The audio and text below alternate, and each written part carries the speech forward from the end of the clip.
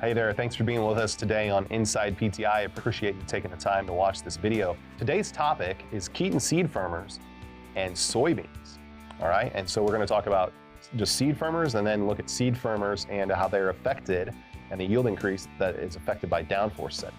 You know, so with any crop, talking soybeans today, but really any crop, we want seeds to have good seed to soil contact so they can germinate and then emerge uniformly. That uniform germination and emergence is really what sets up a crop to be able to produce its highest yield, and each plant to be able to produce a large number of pods and multiple beans per pod, all right? Now, let's look at just some data here where we ran a pass planting soybeans with Keeton seed firmers, and then ran a pass without. We took the yield data from that. We saw a 1.4 bushel gain from running Keeton seed firmers and soybeans compared to not. We put the economics of the price we're using, $9.75 per bushel, for soybeans for our 2020 year. That's a rolling cash price from October to October. That's economic gain of $13.65 per acre. Let's talk a little bit about seed firmers here. You know, when seeds don't make it to the bottom of the furrow, there's an air gap that causes a delay in emergence. And seed firmers press each seed to the bottom of the furrow to improve seed to soil contact, and it gives you a crop stand that really you can be proud of. It emerges very consistently. Right? Now there's a few different kinds of seed firmers. There's been around for a long time a standard universal firmer that goes on many planters. More recently here in the past handful of years, there's what's called a quick attach bracket with a Keeton seed firmer, and that just allows easier installation of the tail of the seed firmer. You just squeeze the tail, slide it in, it snaps in place. When it's time to replace it, squeeze it, pull it out. And then there's also, a little bit newer than that yet, is a low stick version. So over the years, some customers have said, man, my soils are sticky and they build up on a seed firmer, and I can't really use them. I wish I could. I want the seed to soil contact benefits, but not if they're building up. And so there's a low stick firmer, which you can see here. It's engineered out of a different material than the standard seed firmer. And this picture we see here is in Texas in sticky soils. And you see there's buildup on the gauge wheels here, but there's no buildup on the firmer itself. So those are the styles that exist. You know, as we think about return on investment from seed firmers and soybeans, if we're running a 16-row planter and we start with a $35 row seed firmer, they start from there. The low stick is a little more expensive than that.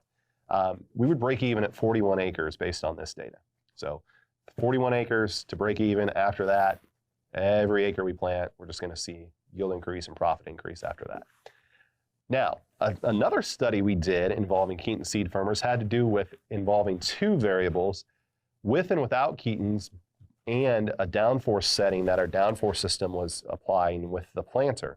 So we ran with and without Keetons. We ran too little downforce, where we purposefully lost ground contact, correct downforce, it's automated, controlled by Delta Force, with and without Keeton seed firmers, and then excessive downforce, where we carried a lot of gauge wheel weight with and without Keeton seed firmers.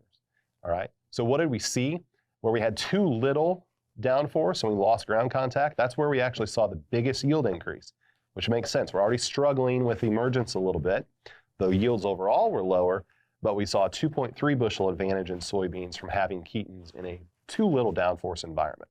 Obviously, we still had late emergers because of our depth and consistency there. Where we were too heavy, excessive downforce, more than we should run, creating compaction, that's where we saw the smallest advantage from a seed firmer of 1 bushel of soybean. You know, still nothing to shake a stick at with the price of bean.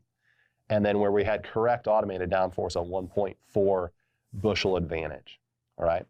Now, you look at it and you say, well, if I run excessive downforce or more than I probably should in beans, I probably don't need firmers, it was just a bushel. Well, we have an Inside PTI episode about too heavy of downforce.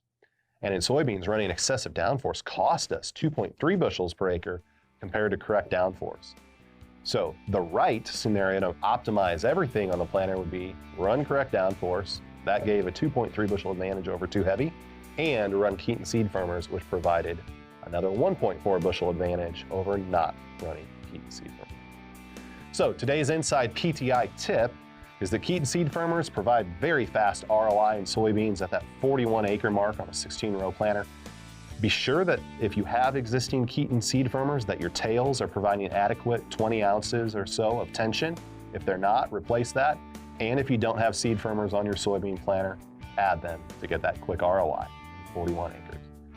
Thanks for being with us today. Appreciate your time. If you have questions about seed firmers and soybeans or any other products, feel free to reach out to a local Precision Planting Premier dealer in your area, and they can talk to you about successes they've seen with other customers. We'll see you on the next episode of Inside PTI.